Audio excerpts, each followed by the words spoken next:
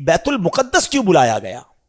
یہ بڑی کمال کا کوسچن ہے کہ اگر رب نے اپنی بارگاہ میں بلانا تھا تو یہ بیت المقدس کا ٹریول کیوں کروایا گیا؟ ایک ایسی جماعت قائم کی گئی کائنات میں، اس سے زیادہ مبارک جماعت کوئی نہیں ہوئی، اور وہ جماعت ہوئی، وہ نماز ہوئی بیت المقدس میں کہ جب سارے انبیاء صف بنا کر کھڑے ہیں، اور اب حبیب پاک جب وہاں جاتے ہیں تو جبریل امین نبی پاک کا ہاتھ پکڑ کر مصلی پہ کھڑا کر دیتے ہیں صف بصف کھڑے ہیں انبیاء، صف بصف کھڑے ہیں انبیاء، مصطفیٰ امام ہو گئے، ان کے جو غلام ہو گئے وقت کے امام ہو گئے، نام لیوا ان کے جو ہوئے ان کے اونچے نام ہو گئے۔ اور بریلی کے تاجدار سے پوچھو کہ یہ نماز کیوں ہوئی تھی، what is the reason to make that beautiful جماعت، جو سیکرڈ جماعت، دنیا کی سب سے مقدس جماعت، یہ کیوں ہوئی تھی؟ اس کی وجہ امام عشق و محبت عشق والی زبان میں فرماتے ہیں کہ نماز اقصا میں تھا یہی سر،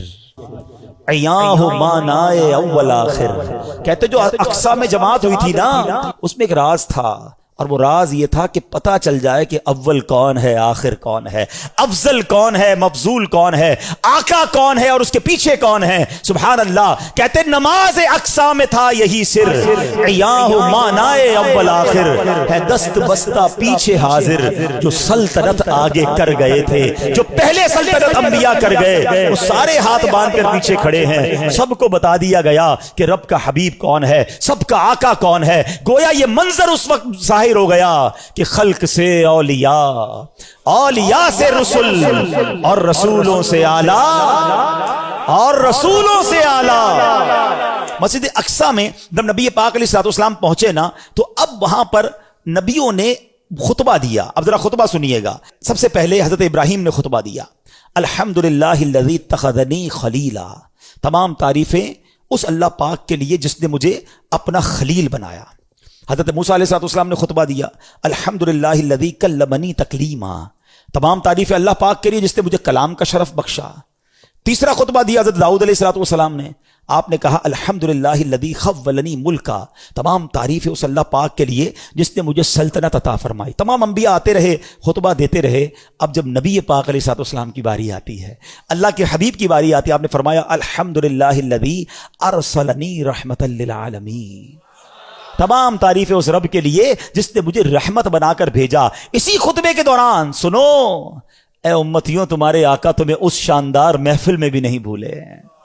ٹرائی ٹو انڈرسٹینڈ کس کوالٹی کی وہ محفل ہوگی۔ کائنات کے سارے بہترین، سب سے بہترین افراد جمع ہیں، اللہ کے حبیب خطبہ دے رہے ہیں، اور آڈینس کون ہے؟ انبیاء ہیں۔ سب اپنی اپنی بات کر گئے نا۔ سنو نبی پاک نے آگے کیا فرمایا۔